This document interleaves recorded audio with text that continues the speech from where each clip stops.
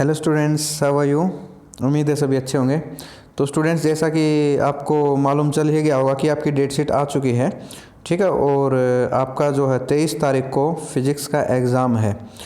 तो इसके लिए आपको प्रीवियस पेपर देखने बहुत ही ज़रूरी हैं, चाहे वो 2017 का हो, चाहे 18 का हो, चाहे 19 का हो या 20 का हो। तो ज़रूर आप प्रीवियस पेपर को देख कर जाइए, बहुत हेल्प मिलने वाली है।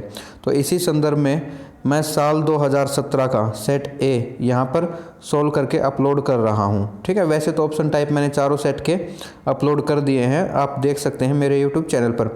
और इस बार जैसा कि आपको मालूम है कि 35 क्वेश्चंस ऑब्जेक्टिव टाइप आने वाले हैं, तो मेरे चैनल पर मैंने सभी यूनिट की 12th की फिजिक्स कंप्लीट मैंने हर एक यूनिट की MCQs और ऑब्जेक्टिव टाइप अपलोड कर दिए हैं, आप चाहे तो देख सकते हैं। चलिए बिना टाइम वेस्ट किए हुए हम शुरू करते हैं। तो सेट ए है ये 2017 का।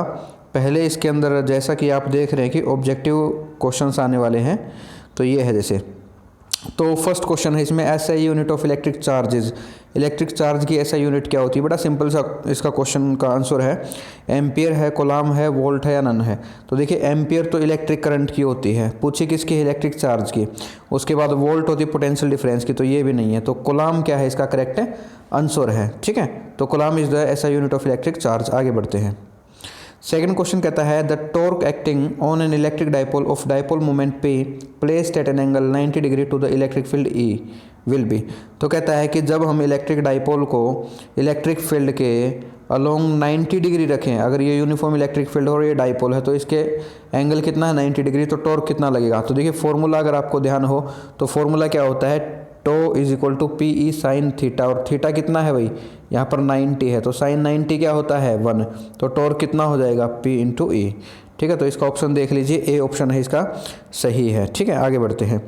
अब कहता है the resistivity of conductor with increase in temperature. देखिए यहाँ पर क्या है कि जो रजिस्टिविटी की अगर बात करें हम किसके, कंडक्टर की, किसके साथ? टेम्परेचर के साथ। वो इंक्रीज होगी या डिक्रीज होगी, ठीक है, वो बताना है आपको। तो resistivity of conductor with increase in temperature, तापमान बढ़ाने के साथ क्या होगा? वो घटेगी, बढ़ेगी या कांस्टेंट रहेगी? तो देखिए अगर कंडक्टर की बात करते हैं तो रजिस्टिविटी बढ़ती है, क्या होती है? बढ़ती है। तो इसका करेक्ट ऑप्शन है बी, रजिस्टिविटी बढ़ जाएगी। कंडक्टर के केस की बात कर रहे हैं, सेमीकंडक्टर पूछा होता तो घट जाती। Magnetic susceptibility of diamagnetic substances, तो मैग्नेटिक ससेप्टिबिलिटी पूछी है, यानी काई की वैल्यू पूछी है आपसे, ठीक है। काई की वैल्यू पूछी किसके लिए? डायमैग्नेटिक सब्सटेंस के लिए। तो इसमें ऑप्शन है small n negative, small n positive, large n negative, large n positive. तो यहाँ पर देखिए डायमैग्नेटिक सब्सटेंस के लिए पहली बात तो यही है, काई एम की वैल्यू नेगेटिव होती है, तो पॉजिटिव वाले तो आप ऑप्शन यहाँ पर जो है रहने दीजिए, एलिमिनेट कर दीजिए। अब बात करते हैं कि वैल्यू स्मॉल होती है या लार्ज होती है। तो डायमैग्नेटिक के केस में वैल्यू स्मॉल रहती है, तो स्मॉल एंड नेगेटिव, राइट। तो इसका करेक्ट आंसर है ए। आगे बढ़ते हैं। The magnetic field at the centre of circular coil of radius R and carrying current I is given by. तो इसमें कहता है देखिए कि हमारे पास कोई सर्कुलर कोयल है और इसमें करंट फ्लो कर रहा है यूँ, ठीक है, करंट फ्लो कर रहा है मान लीजिए। तो कहता है इसके सेंटर पर मैग्नेटिक फील्ड की वैल्यू क्या होगी? ऑप्शन ए है mu naught NI, option B है mu naught I upon 2πr, option C है mu naught I upon 2r और ऑप्शन डी है 0। तो इसका करेक्ट आंसर रहेगा ऑप्शन सी, ठीक है, mu naught I upon 2r इसका करेक्ट आंसर रहेगा, ठीक है। आगे बढ़ते हैं। Wavelength of wave with frequency 10⁻14 hertz will be. कहता है उस वेव की वेवलेंथ कितनी होगी जिसकी फ्रीक्वेंसी कितनी है? 10⁻14 हर्ट्ज। तो देखिए वेवलेंथ पूछी है, तो फॉर्मूला क्या होता है? वेवलेंथ का रिलेशन क्या? फ्रीक्वेंसी के साथ C अपॉन न्यू। तो C क्या है हमारे पास? 3 × 10⁸ और न्यू की वैल्यू कितनी दे रखी है यहाँ पर? 10⁻14। तो इसको आप न्यूमरेटर में ले जाएंगे तो क्या होगा? पावर कितनी हो जाएगी? 8 - 14 - 6। तो इसका आंसर क्या आ जाएगा? 3 × 10⁻⁻6 मीटर। तो इसमें देखिए ऑप्शन कौन सा है? तो इसमें देखिए ए और बी ऑप्शन आपको कंफ्यूज करेगा। इसमें प्लस का 6 है पावर में, इसमें -6 है, बट सोल्व करने पर -6 आया था, तो ए इसका करेक्ट आंसर है। आगे बढ़ते हैं। The working of an optical fibre depends upon. तो वर्किंग जो है ऑप्टिकल फाइबर की किस फिनोमिनन के ऊपर डिपेंड करती है? रिफ्लेक्शन के ऊपर, मोमेंट के ऊपर, रिफ्रैक्शन के ऊपर, टोटल इंटरनल रिफ्लेक्शन के ऊपर। तो देखिए इसका करेक्ट आंसर है डी, ठीक है, टोटल इंटरनल रिफ्लेक्शन के ऊपर ये डिपेंड करती है। आगे बढ़ते हैं। अगला क्वेश्चन कहता है for normal human I the list distance of distant vision is. कहता है नॉर्मल ह्यूमन आई के लिए जो लिस्ट डिस्टेंस है डिस्टेंट विजन का मतलब कम से कम आंखों से ऑब्जेक्ट की कितनी दूरी हो कि हमें वो साफ दिखाई दे, तो कितनी है? 25 सेंटीमीटर, 25 मीटर, 2.5 मीटर या 1 मीटर। तो देखिए ये दो ऑप्शन तो नहीं हो सकते। अब बात करते हैं, यहाँ पर 25 है, यहाँ पर भी 25 है, कन्फ्यूज़ हो गए किस में सेंटीमीटर या मीटर, तो करेक्ट आंसर है सेंटीमीटर। ठीक है, 25 सेंटीमीटर होती है। आगे बढ़ते हैं। Which of the following stopping potential required is minimum. यहाँ पर पूछा है कि किसका स्टॉपिंग पोटेंशियल सबसे कम लगेगा। तो देखिए यहाँ पर इनवर्सली प्रोपोर्शनल है भाई, किसके वेवलेंथ के, तो जिसकी वेवलेंथ ज़्यादा है उसके लिए स्टॉपिंग पोटेंशियल कम लगेगा। तो वेवलेंथ यहाँ पर किस ऑप्शन में है ज़्यादा, देख लीजिए, ब्लू की ज़्यादा है, रेड की ज़्यादा है, येलो की ज़्यादा है या ग्रीन की। तो रेड की सबसे ज़्यादा वेवलेंथ होती है, इसलिए स्टॉपिंग पोटेंशियल मिनिमम है इसमें। आगे बढ़ते हैं। D ब्रोइज wavelength associated with an electron under potential difference of 100 volt is given bye. कहता है आपको डी ब्रोइज वेवलेंथ निकालनी है उस इलेक्ट्रॉन की जिसको एसिलरेट किया गया है कितने पोटेंशियल डिफरेंस से, 100 वोल्ट से। तो देखिए इसका सिंपल सा क्या है कि जो डी ब्रोइज वेवलेंथ का रिलेशन है इलेक्ट्रॉन के केस की बता रहे हैं हम, यहाँ पर इलेक्ट्रॉन की ही पूछी है, इस रिलेशन से हम इसको कैलकुलेट करते हैं। और किस में आती है वैल्यू, एंगस्ट्रॉम में। किस में आएगी, एंगस्ट्रॉम में।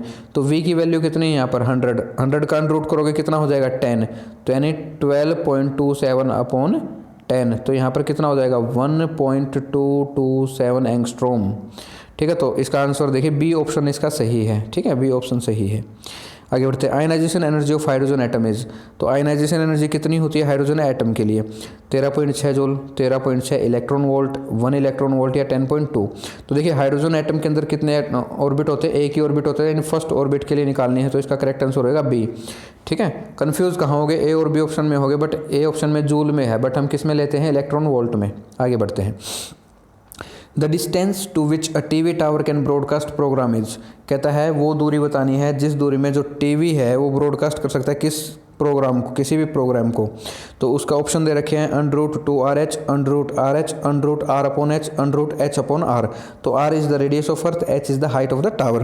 तो इसका correct answer students again option A है। ठीक है, तो आगे बढ़ते हैं। आगे देखिए इसके अंदर जो है ये क्वेश्चंस दे रखे हैं वेरी शॉर्ट आंसर टाइप, तो मैंने यहाँ पर जो है इनके सॉल्यूशंस लिख दिए हैं। ठीक है, तो यहीं पर हम इसको डिस्कस करेंगे, इसी पर हम समझने की कोशिश करते हैं। तो मेरे हैंड रिटन्स हैं, तो देखते हैं आगे। पहला क्वेश्चन है इसमें 2 मार्क्स का है, what is Coulomb's law, right its expression. Coulomb's law क्या है, इसका एक्सप्रेशन आपको लिखना है, मीन्स आपको फॉर्मूला लिखना है। तो कूलम्ब्स लॉ में क्या था स्टूडेंट्स, हमारे पास 2 चार्ज पार्टिकल थे जिनको हम किसी डिस्टेंस r के ऊपर रख देते हैं, मान लेते हैं ये Q1 है ये Q2 है। तो कूलम्ब्स लॉ के अकॉर्डिंग हमने पढ़ा कि जो फोर्स होता है इन 2 चार्ज के बीच का वो इन 2 चार्ज की प्रोडक्ट के डायरेक्टली प्रोपोर्शनल होता है, और इनवर्सली प्रोपोर्शनल किसके होता है, डिस्टेंस के स्क्वायर के। मीन्स जितना दूर आप जाते जाओगे, जितना आप दूर जा रहे हो, तो इनके बीच में क्या होगा, फोर्स घटता चला जाएगा। क्या होगा, घटता चला जाएगा। तो इनवर्सली प्रोपोर्शनल है। ठीक है, तो इसमें देखिए कहता है according to Coulomb's law the force of interaction between any 2 charges is directly proportional to the product of charges and inversely proportional to the square of distance between them, and it can be written as this by this formula where k is electrostatic force constant, और k की value कितनी होती है, 9 × 10⁹ यहाँ पर k की value रहेगी, unit होएगी इसकी newton metre square coulomb inverse square. ठीक है, तो ये इसकी यूनिट हो जाएगी। आगे बढ़ते हैं, सिर्फ 2 मार्क्स का था, इतना लिखेंगे काफ़ी है। Right the relation between the resistance and resistivity of the conductor, which of this quantities doesn't change for the same material. कहता है कि आपको रिलेशन लिखना है किसके बीच में, रेजिस्टेंस और रेजिस्टिविटी के बीच में, और इनमें से कौन सी क्वांटिटी चेंज नहीं होती है मटेरियल के लिए, सेम मटेरियल के लिए। तो देखिए रेजिस्टेंस डायरेक्टली प्रोपोर्शनल होता है किसके, length of the conductor. Resistance inversely proportional होता है किसके भाई, area of the cross section of the conductor. उसके बाद दोनों को कंबाइन करेंगे तो ये क्या होगा, R directly proportional L, inversely proportional A। तो यहाँ पर प्रोपोर्शनलिटी के साइन की जगह हम एक कांस्टेंट लेंगे, तो कांस्टेंट क्या है, रो। ठीक है, तो ये हो जाएगा R/L। तो यहाँ पर ये आपको रिलेशन लिखना था एक तो। ठीक है, दूसरा बताना था कौन सी क्वांटिटी इसमें चेंज नहीं होती है।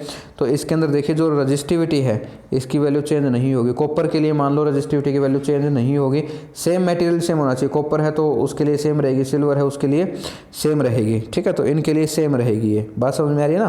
तो रजिस्टिविटी, हाँ कंडीशन तापमान की है, तापमान नहीं बढ़ना चाहिए। अगर तापमान घटता है बढ़ता है तो उसके अकॉर्डिंग चेंज होगी, बट लेंथ और एरिया के अकॉर्डिंग चेंज नहीं होगी रजिस्टिविटी। रेजिस्टेंस चेंज होता है लेंथ और एरिया के अकॉर्डिंग। आगे बढ़ते हैं। State Faraday's laws of electromagnetic induction. कहता है आपको बताना फैराडे के लॉज कौन से थे इलेक्ट्रोमैग्नेटिक इंडक्शन के। तो 2 लॉ थे, पहला लॉ क्या कहता है, whenever the amount of magnetic flux linked with the circuit changes and EMF is induced in the circuit, the EMF last tills we change the magnetic flux. तो इसमें क्या कहता है, देखो कि जब भी हम मान लो ये कंडक्टर है, इसमें से मैग्नेटिक फ्लक्स को चेंज करेंगे तो इसमें क्या होगा, इस कंडक्टर के अंदर ईएमएफ इंड्यूस होगा। और कब तक होगा, जब तक हम ये चेंज करते रहेंगे, मैग्नेटिक फ्लक्स को चेंज करते रहेंगे। यही पहला नियम है कि जब जब हम मैग्नेटिक फ्लक्स को चेंज करेंगे, उसके अमाउंट को चेंज करेंगे, तो उस कंडक्टर के अंदर ईएमएफ इंड्यूस हो जाएगा। और ये पहला नियम है। सेकंड नियम कहता है कि कितना ईएमएफ इंड्यूस होगा, उसमें मैग्नीट्यूड देगा। सेकंड नियम ये कहता है the magnitude of EMF induced in the circuit is directly proportional to the rate of change of magnetic flux linked with the circuit. तो इसमें इक्वेशन है directly proportional to rate of change of magnetic flux. तो इसमें कहता है जितना आप magnetic flux change करोगे, जितना ज़्यादा मैग्नेटिक फ्लक्स चेंज करोगे, उतना ही ईएमएफ ज़्यादा इंड्यूस होएगा। जितना कम मैग्नेटिक फ्लक्स चेंज करोगे उतना कम होएगा। तो इसमें सोचने वाली बात ज़्यादा नहीं है कि जितना ज़्यादा ईएमएफ आप जनरेट इंड्यूस करना चाहते हैं, उतना फ्लक्स आपको चेंज करना पड़ेगा, ठीक है। और कम करना है तो कम फ्लक्स चेंज करना पड़ेगा। आगे देखते हैं, write two uses of microwave and radio wave. तो माइक्रोवेव के दो यूज़ बताने हैं आपको। एक तो आपको मालूम है कि माइक्रोवेव ओवन के अंदर, जी हाँ, जो आप माइक्रोवेव ओवन देखते हैं, मान लो किसी के अंदर पेटीज गर्म करवानी है, समोसा गर्म करवाना माइक्रोवेव ओवन के अंदर, तो उसमें माइक्रोवेव्स होते हैं, ठीक है, इसलिए उसका नाम भी माइक्रोवेव ओवन है। आगे बढ़ते हैं, सेकंड इसका यूज़ क्या है, रडार सिस्टम में। यानी हमारे मान लो ये हमारी जो है बाउंड्री है, यहाँ पर पाकिस्तान है, यहाँ पर इंडिया है, तो यहाँ से अगर कोई एरोप्लेन आता है हमारे देश के अंदर, तो हमारा रडार होता है। रडार क्या करेगा, इसको जो है डिटेक्ट कर लेगा। तो इस रडार के थ्रू क्या छोड़ा जाता है, माइक्रोवेव छोड़े जाते हैं, जिसको बाद में डिटेक्ट किया जाता है। आगे बढ़ते हैं, यूजेस ऑफ रेडियो वेव्स। तो रेडियो वेव के यूज़ क्या होते हैं। तो रेडियो वेव्स जो होती है, एक तो एफएम रेडियो के अंदर रेडियो लगा है, नाम के पीछे समझ गए होंगे रेडियो क्यों कहते हैं, क्योंकि रेडियो वेव यूज़ होते हैं। दूसरा टेलीविज़न के अंदर यूज़ होता है, जो चैनल्स हमारे आते हैं वो रेडियो वेव्स की फ्रिक्वेंसी में ही है। आगे बढ़ते हैं, define power of lens and give its relation with focal length. कहता है पावर ऑफ लेंस क्या होती है, उसको डिफाइन करना और इसका रिलेशन देना फोकल लेंथ के साथ। कहता है the ability of lens to converge और diverge a beam of light falling on the lens is called power of the lens. कहता है ये एबिलिटी है, योग्यता है किसी भी लेंस की। मान लीजिए कन्वेक्स लेंस है, तो ये किसी बीम ऑफ लाइट को कितना कन्वर्ज कर पाता है, ठीक है, कितना क्या कर पाएगा, कन्वर्ज कर पाएगा। तो कन्वर्ज करने का मतलब एक ही पॉइंट पर फोकस करवा पाएगा। या फिर ये कॉनकेव के केस में क्या होता है, ये डाइवर्ज करता है, क्या करता है, डाइवर्ज करता है। तो कहता है कितना डाइवर्ज करवा पाएगा, ये एबिलिटी है उस लेंस की, उसको बोलते हैं पावर ऑफ द लेंस। अब कहता है इसका फोकल लेंथ के क्या रिलेशन है। तो देखिए पावर जो होती है, ये फोकल लेंथ क्या होती है, 1/4 focal length is equal to power. और ये फोकल लेंथ किस में होनी चाहिए, मीटर के अंदर। तो पावर किस में होगी, डायोप्टर के अंदर। किस में होगी, डायोप्टर के अंदर। तो ये ध्यान रखिएगा कि फोकल लेंथ को मीटर में लें, अगर पावर को डायोप्टर में ले रहे हैं तो। आगे देखते हैं, define photo electric emission, right Einstein photo electric equation. तो कहता है फोटो इलेक्ट्रिक एमिशन क्या है, आइंस्टाइन की इक्वेशन लिखनी है फोटो इलेक्ट्रिक की। तो it is the phenomena of emission of electron from the surface of metal when light of suitable frequency falls on it. तो इसमें कहता है कि ये फिनोमिना है एमिशन ऑफ इलेक्ट्रॉन का, कब, जब किसी सरफेस के ऊपर कोई सूटेबल फ्रीक्वेंसी की, सूटेबल का मतलब ग्रेटर देन थ्रेशोल्ड फ्रीक्वेंसी, इसके ऊपर फॉल होएगी, तो इस सरफेस से क्या निकलेगा, इलेक्ट्रॉन निकलेगा। तो इलेक्ट्रॉन एमिशन हुआ है, किसके थ्रू है, फोटोन के थ्रू है, इसलिए इसको बोलते हैं फोटो इलेक्ट्रिक एमिशन। यहाँ पर हमने क्या टकराया है भाई, फोटोन, ठीक है। लाइट किससे मिलकर बनी है, फोटोन से। तो यहाँ से फोटोन से टकराएंगे तो यहाँ पे क्या होगा, इलेक्ट्रॉन का एमिशन होगा, इसलिए क्या है, फोटो इलेक्ट्रिक एमिशन है। अब इसमें देखो कहता है कि इसकी इक्वेशन लिखनी है आपको आइंस्टाइन की। तो बिल्कुल सिंपल सी है, मान लो हमने इस एनर्जी की फोटोन दी है, सरफेस के ऊपर टकराया है, तो देखो दो प्रोसेस होंगे सरफेस के ऊपर। क्या प्रोसेस होगी, एक तो उसको जो थ्रेशोल्ड एनर्जी चाहिए वो मिलेगी। अगर ये ग्रेटर देन थ्रेशोल्ड एनर्जी है तो यहाँ पर क्या मिल जाएगी हमें, काइनेटिक एनर्जी। साथ में क्या मिल जाएगी, काइनेटिक एनर्जी। तो काइनेटिक एनर्जी क्या हो जाएगी, काइनेटिक एनर्जी जो हमें मिलेगी h new minus h new note. तो h क्या है, प्लैंक्स कांस्टेंट, इसको कॉमन ले लेंगे, कॉमन लेंगे तो हमारे पास इक्वेशन हो जाएगी ये, ठीक है। तो ये है, तो यहाँ पर मैंने इक्वेशन लिख रखी है कि काइनेटिक मैक्सिमम कितनी है, h new minus new note. तो न्यू नोट क्या है यहाँ पर, ये थ्रेशोल्ड फ्रीक्वेंसी है, ये इंसिडेंट है वेव की फ्रीक्वेंसी है जो हमने इंसिडेंट करवाई है। सिंपल सा है इसमें, मान लो ये इलेक्ट्रॉन टकराया, तो एक तो हमारी एनर्जी कहाँ जा रही है, इस इलेक्ट्रॉन को फ्री करवाने में ऑर्बिट से। अगर एनर्जी ज़्यादा दी है तो फ्री होने के बाद वो मूव भी करेगा, मीन्स काइनेटिक एनर्जी की फॉर्म में उसको एनर्जी मिलेगी। तो जितनी ज़्यादा आप फ्रीक्वेंसी देंगे उतनी ज़्यादा काइनेटिक एनर्जी हो जाएगी उसकी। अगला क्वेश्चन है what is and gate, give its truth table. And gate क्या है, इसकी ट्रूथ टेबल बतानी है। सिंपल सा है। तो एंड गेट क्या होता है, पहले तो आप सिंबल बना दीजिए। इसका सिंबल इस टाइप से होता है। तो इनपुट क्या है, इनपुट इसमें 2 या 2 से ज़्यादा होंगे। 2 से ज़्यादा भी हो सकती है स्टूडेंट्स, कोई कंपल्सन नहीं है कि 2 ही हो, 2 से ज़्यादा भी हो सकती है, बट आउटपुट ऑलवेज 1 होगी। गेट कोई भी हो, और गेट हो, एंड गेट हो या नोट गेट हो, आउटपुट तीनों की क्या रहेगी, सिंगल रहेगी, 1 रहेगी। आउटपुट हमेशा 1 रहेगी। इनपुट इसकी 2 या 2 से ज़्यादा होगी, इसकी भी 2 या 2 से ज़्यादा हो सकती है, इसकी ऑलवेज सिंगल इनपुट रहती है। ठीक है। अब कहता है इसकी क्या बताना, ट्रूथ टेबल बतानी। सिंबल बताने के बाद ट्रूथ टेबल। तो देखिए इसके ट्रूथ टेबल में क्या है, आप ये फॉर्मूला याद रखें, ए डॉट बी। जैसे हम गुणा करवाते हैं सिंपल, वैसे ही गुणा करवा दीजिए। मान लीजिए ये 0 है, ये 0 है, तो y भी क्या होगा 0। तो मान लीजिए ये 0 है, ये 0, तो y भी क्या है 0। ये 0 है, ये 1 है, तो y भी क्या होगा 0, क्योंकि 0 की 1 के साथ गुणा क्या होगी 0। ये 1 है, ये 0 है, तो आउटपुट क्या आएगी 0 आएगी। अगर दोनों 1 है तो आउटपुट क्या आएगी 1 आएगी। तो इसके आउटपुट 1 कब आती है, जब a भी 1 हो और b भी 1 हो, तभी आउटपुट तो 1 आएगी। ठीक है। तो ये एंड गेट की ट्रूथ टेबल है। ठीक है, 2 मार्क्स में थी। आगे बढ़ते हैं students. What are n type semiconductor, how they are formed. तो एन टाइप सेमीकंडक्टर क्या होते हैं, कैसे बनते हैं। तो देखिए extrinsic semiconductor in which electron are majority charge carrier are called n type semiconductor. तो कहता है वो एक्सट्रिंसिक सेमीकंडक्टर जिसमें इलेक्ट्रॉन क्या होते हैं, मेजॉरिटी चार्ज कैरियर। मेजॉरिटी का मतलब इलेक्ट्रॉन की संख्या ज़्यादा होती है, होल्स की संख्या कम होती है। तो जो है इलेक्ट्रॉन क्या है, मेजॉरिटी चार्ज कैरियर है, तो उसमें उसको क्या बोलेंगे हम, एन टाइप सेमीकंडक्टर। तो बनते कैसे हैं, बनने का तरीका ये है कि इसमें जो टेट्रावैलेंट होते हैं, मतलब जिनकी वैलेंसी कितनी होती है 4 होती है। जैसे सिलिकॉन है, तो सिलिकॉन की वैलेंसी कितनी होती है 4 होती है। अगर टेट्रावैलेंट के अंदर हम टेट्रावैलेंट के अंदर पेंटावैलेंट की डोपिंग कर दें, ठीक है, पेंटा वैलेंट की डोपिंग कर दे, मीन्स इसके अंदर वैलेंसी कितनी है 4, इसकी कितनी हो जाएगी 5। ठीक है। तो 5 - 4 कितना बचेगा 1, तो यानी 1 इलेक्ट्रॉन एक्स्ट्रा बच जाएगा। ठीक है। तो हम इससे क्या होगा कि इसमें लाखों करोड़ों एटम होते हैं, तो सभी में अगर 1 इलेक्ट्रॉन एक्स्ट्रा बचेगा तो उससे क्या होगा, लाखों करोड़ों इलेक्ट्रॉन हमें मिल गए। तो इलेक्ट्रॉन की संख्या बढ़ गई कि नहीं बढ़ गई। तो इलेक्ट्रॉन क्या है, मेजॉरिटी चार्ज कैरियर। तो यहाँ पर इलेक्ट्रॉन भाई मेजॉरिटी चार्ज कैरियर हैं, किसमें, एन टाइप में। ठीक है। और पी टाइप में कौन होंगे, पी टाइप में होल्स होते हैं। इसका उल्टा है, दूसरे कोड में आपसे पी टाइप पूछ सकता है। ठीक है, कि पी टाइप सेमीकंडक्टर कैसे बनते हैं और क्या होते हैं। अगला क्वेश्चन है what is amplitude modulation, explain with diagram. तो देखिए एम्पलीट्यूड मॉड्यूलेशन क्या होता है, डायग्राम के साथ बताना है। तो देखिए मॉड्यूलेशन 3 प्रकार का होता है। एक तो एम्पलीट्यूड मॉड्यूलेशन, ठीक है, एक होता है फ्रीक्वेंसी मॉड्यूलेशन, तीसरा होता है फेज मॉड्यूलेशन। ठीक है। तो यहाँ पर इसका क्वेश्चन है एम्पलीट्यूड मॉड्यूलेशन का। मीन्स हमारे पास 2 वेव होती हैं, एक तो मॉड्यूलेटिंग सिग्नल है भाई, एक कैरियर वेव है। तो दोनों को हमें क्या करना है, सुपर इम्पोज कर देना, दोनों को मिला देना है। तो मिला देने के बाद जो हमारी नई वेव बनेगी उसको बोलेंगे एम्पलीट्यूड मॉड्यूलेटेड वेव। तो यहाँ पर जो ये एम्पलीट्यूड है, मतलब ये मैक्सिमम वैल्यू है इसकी, ये वाली, तो यहाँ पर जो ये मैक्सिमम वैल्यू है ये आपस में सुपर इम्पोज करेगी, इसलिए इसको हम क्या बोलते हैं, एम्पलीट्यूड मॉड्यूलेशन। ठीक है, मॉड्यूलेटेड वेव। तो इसमें फ्रीक्वेंसी सेम रहेगी, फ्रीक्वेंसी पर कोई फर्क नहीं पड़ेगा। तो अब आगे क्वेश्चन है शॉर्ट आंसर टाइप। तो ये जो क्वेश्चन है आपके स्टूडेंट्स, शॉर्ट आंसर टाइप, ये 3 मार्क्स का एक क्वेश्चन है। कितने का है, 3 का है। जो वेरी शॉर्ट आंसर टाइप थे वो 2 मार्क्स का एक क्वेश्चन था। तो 3 नंबर वाले क्वेश्चन ये है भाई।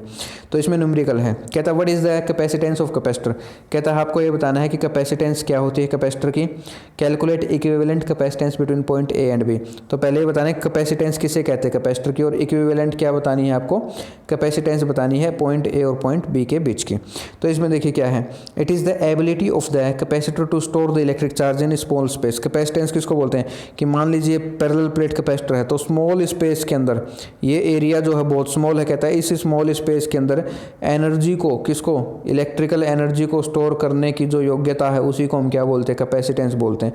थोड़े से स्पेस में ज़्यादा एनर्जी स्टोर कर लेगी। ठीक है। अब इस न्यूमेरिकल को देखते हैं। तो देखिए न्यूमेरिकल को देखेंगे तो ये जो कैपेसिटर है, ये जो कैपेसिटर, 2 कैपेसिटर, इसको नाम दे देते हैं C1, ये C2 और ये C3। तो देखिए जो C1 और जो C2 है ये किस में है भाई, पैरेलल में है। किस कॉम्बिनेशन में है, पैरेलल में है। किस में है, पैरेलल में। और पैरेलल में होते हैं तो कैपेसिटेंस क्या होती है, ऐड होती है। तो पैरेलल में कैपेसिटेंस क्या होगी, ऐड होगी। तो दोनों के कैपेसिटेंस को ऐड कर दीजिए, 5 + 5 कितना हो जाएगा, 10 माइक्रोफैराड। कितना हो गया, 10 माइक्रोफेराड। तो इन दोनों की तो आ गई, इन दोनों को सोल्व करने के बाद कितनी आई है 10 माइक्रोफेराड। तो नया सर्किट बन गया अपना। नया क्या बनेगा स्टूडेंट सर्किट, अब छोटा हो गया थोड़ा सा। एक तो ये लगा देते हैं, एक ये लगा देते हैं। तो ये कितने का है 10 का जो अभी सोल्व किया है, और ये कितने का दे रखा है, ये भी 10 का दे रखा है, तो ये भी 10 का है भाई। ठीक है, तो दोनों किस में है, सीरीज में है, दोनों किस में है, सीरीज में। और सीरीज का रिजल्ट क्या होता है, सीरीज का रिजल्ट हमें ऐसे करते हैं, कैपेसिटर के केस की बात कर रहे हैं, रेजिस्टेंस की बात नहीं कर रहे। तो सीरीज का रिजल्ट ये होता है। ठीक है, तो C1 की वैल्यू कितनी हो जाएगी 10, C2 की वैल्यू कितनी है 10, तो 1/CS की वैल्यू कितनी हो जाएगी 1/10 प्लस 1/10, तो कितनी हो जाएगी, एलसीएम लेके करेंगे तो 2/10, कैंसिल करेंगे तो 1/5। तो CS की वैल्यू क्या होगी भैया, हमें तो CS की चाहिए, तो 1/5 थी, इसको रिवर्स करेंगे 5 माइक्रोफेराड। तो कितनी वैल्यू हो गई 5 माइक्रोफेराड, इसका करेक्ट आंसर है। आगे बढ़ते हैं। Explain the use of meter bridge for finding an unknown resistance. ये मीटर ब्रिज है, तो कहता है इसका हमें क्या करना है, यूज़ करना है, बताना है कि ये अननोन रेजिस्टेंस को कैसे फाइंड आउट करता है, कैसे हम जानते हैं अननोन रेजिस्टेंस के बारे में, इसकी वैल्यू। तो ऐसी यहाँ पर अननोन रेजिस्टेंस हम मान लेते हैं क्या है, अननोन रेजिस्टेंस है। और जो R है वो रेजिस्टेंस बॉक्स है, इसका रेजिस्टेंस हमें पता है, ये नॉन रेजिस्टेंस है। इसका हमें पता है कि भाई 5 होगा, 10 होगा, 15 होगा, जो भी होगा। ये जो इसका पॉइंट है, मान लीजिए इस D पॉइंट से क्या कनेक्ट है, गैल्वेनोमीटर कनेक्ट है, और गैल्वेनोमीटर से जॉकी कनेक्ट है। यहाँ पर A से लेकर B तक एक क्या होती है, वायर होती है, जिसकी लेंथ कितनी लेते हैं हम 100 सेंटीमीटर लेते हैं। तो इसमें क्या होगा, इस जॉकी को हम मूव करवाते हैं इस वायर के ऊपर, जहाँ पर गैल्वेनोमीटर की जो डिफ्लेक्शन है वो नहीं आती। मान ली गैल्वेनोमीटर क्या करता है, डिफ्लेक्शन कभी इस साइड शो करेगा, कभी इस साइड शो करेगा। जब गैल्वेनोमीटर नहीं आती उसको बोलते हैं नल डिफ्लेक्शन पॉइंट। तो उस टाइम पे हम मानेंगे कि ये क्या हो जाएगा, बैलेंस हो जाएगा। तो बैलेंस मान लेते हैं कि इस पॉइंट के ऊपर यहाँ पर डिफ्लेक्शन नहीं आई, तो यहाँ से लेकर यहाँ की लेंथ कितनी है L, तो यहाँ से यहाँ तक की कितनी बची भाई, यहाँ से यहाँ तक ये बची 100 माइनस L, क्योंकि टोटल हमने कितनी ली थी 100 ली थी, तो 100 माइनस L। तो इस केस में क्या होगा, जब नल डिफ्लेक्शन पॉइंट है तो ये बैलेंस हो जाएगा, और बैलेंस होगा तो रेशियो क्या होगी R/L की, और S/100 माइनस L की रेशियो क्या होगी भाई, इक्वल होगी। अगर ये इक्वल है तो S की वैल्यू क्या हो जाएगी, S की वैल्यू हो गई 100 माइनस L/L इंटू R। तो L की वैल्यू हमें पता होगी, R की वैल्यू भी पता है, तो S निकाल सकते हैं। तो यही था इसका यूज़, हमें यही बताना था। ठीक है, तीन नंबर का था। अगला क्वेश्चन है, what is polarization of light, calculate refractive index of medium if angle of polarization is 60 degree. कहता है पोलराइजेशन ऑफ लाइट क्या होती है, पहले तो ये बताना है, फिर रिफ्रैक्टिव इंडेक्स निकालना है उस मीडियम का जिसका एंगल ऑफ पोलराइजेशन कितना है 60 डिग्री है। तो पहली बात तो करते हैं पोलराइजेशन की। तो देखिए जो अनपोलराइज्ड लाइट होती है उसके अंदर क्या होता है कि जो वेव होती है वो तीनों डायरेक्शन के अंदर वाइब्रेट करेगी। तीनों डायरेक्शन वैसे दिखाई हैं तीनों एक्सिस में, ठीक है, ऑल डायरेक्शन आप बोल सकते हैं कि ऑल डायरेक्शन में वाइब्रेट करेगी उसके पार्टिकल। ठीक है, अब बात करते हैं पोलराइज की। पोलराइज जो लाइट होती है उसके पार्टिकल क्या होते हैं, सिर्फ एक ही डायरेक्शन में वाइब्रेट करेंगे। ठीक है, और किस डायरेक्शन में, मान लो इस डायरेक्शन में वो बढ़ रहे हैं तो इसके परपेंडिकुलर डायरेक्शन में वो वाइब्रेट करेंगे। क्या करेंगे, परपेंडिकुलर डायरेक्शन में वाइब्रेट करेंगे। तो इसमें क्या कहता है, the phenomena of restricting the vibration of light in a particular direction. तो कहता है उस फिनोमेना को जिसमें हम वाइब्रेशन को रिस्ट्रिक्ट कर देते हैं किसी एक डायरेक्शन में, वो डायरेक्शन क्या होगी, perpendicular to the direction of wave motion. तो जिस डायरेक्शन में वेव मूव करेगी उसके परपेंडिकुलर होगी। तो ये देखिए इसके परपेंडिकुलर है, ठीक है, 90 डिग्री का एंगल बना रही है, तो इसके परपेंडिकुलर और एक ही डायरेक्शन में होगी। जबकि अनपोलराइज्ड क्या होगी, ऑल डायरेक्शन में होगी। अब कहता है कि मान लो रिफ्रैक्टिव इंडेक्स निकालना है, अगर एंगल ऑफ पोलराइजेशन कितना है 60 है, तो रिफ्रैक्टिव इंडेक्स का फॉर्मूला क्या होता है, एंगल ऑफ पोलराइजेशन के साथ टेंजेंट IP। IP क्या है, एंगल ऑफ पोलराइजेशन, कितना गिवन है यहाँ पर 60 डिग्री, तो 1060 किसके इक्वल होगा, म्यू के इक्वल होगा। तो इसका वैल्यू कितनी आ गई, √3, √3 इसकी वैल्यू आ जाएगी, और √3 मीन्स 1.73। ठीक है, तो ये रिफ्रैक्टिव इंडेक्स होगा उस मीडियम का। आगे बढ़ते हैं, ड्रॉ द रे diagram of compound microscope and define it's magnification. तो कहता है रे डायग्राम बनाना है किसका, कंपाउंड माइक्रोस्कोप का, और क्या बताना, उसकी मैग्निफिकेशन भी बतानी है। तो देखिए एक तो ड्रॉ करना है, तो यहाँ पर जब कंपाउंड माइक्रोस्कोप की बात करें तो ऑब्जेक्टिव लेंस क्या होगा, छोटा होगा, आई पीस लेंस बड़ा होगा, दोनों ही लेंस कॉन्वेक्स होंगे, पहली बात। तो अब बात करते हैं कि ऑब्जेक्टिव लेंस के पास क्या रखा है, ऑब्जेक्ट रखा है ये, तो एक रे तो यहाँ से आएगी जो इसके इस लेंस के फोकस से गुजरेगी, दूसरी इसके ऑप्टिकल सेंटर से गुजरेगी। जहाँ पर ये मिलेंगी वहाँ पर क्या बनेगी, ऑब्जेक्ट की इमेज बनेगी। तो यहाँ पर ये मिल गई, तो यहाँ पर मान लो डायग्राम में इस पॉइंट के ऊपर, डायग्राम में कहाँ पर है, इस पॉइंट के ऊपर यहाँ पर मिली है, तो ये आपकी ऑब्जेक्ट की क्या बन गई, इमेज बन गई। बट इसमें क्या होता है कि ये तो इसके कारण इमेज बनी है, अब इसके कारण भी तो इमेज बनेगी, तो इसका जो ये लेंस है इसकी ऑब्जेक्ट की तरह काम कौन करेगा, ये इमेज। तो ये इमेज इस लेंस के ऑब्जेक्ट की तरह काम करेगी, तो हमारी फाइनल जो ऑब्जेक्ट की इमेज बनेगी इसके कारण वो बनेगी यहाँ पर, इस कितनी दूरी पर, डी डिस्टेंस पर, मतलब least distance of A distinct vision पर, ठीक है, यहाँ पर ये बनेगी। तो यही आपको डायग्राम बनाना था एक तो। दूसरी बात, अब कहते हैं मैग्नीफिकेशन को आपको डिफाइन करना है। तो देखिए मैग्नीफिकेशन क्या होती है कि हम यहाँ पर ले लेते हैं ऑब्जेक्ट को, इस ऑब्जेक्ट को हम यहाँ पर ले सकते हैं, इक्वल डिस्टेंस है, तो ये जो ऑब्जेक्ट है इस लेंस के ऊपर, इसके ऑप्टिकल सेंटर पर जो एंगल बनाता है वो अल्फ़ा है, और जो ये इमेज एंगल बनाएगी, ठीक है, वो होगी बीटा। तो इन दोनों की रेशियो को हम मैग्नीफिकेशन कहते हैं, अल्फ़ा और बीटा की रेशियो को, ठीक है।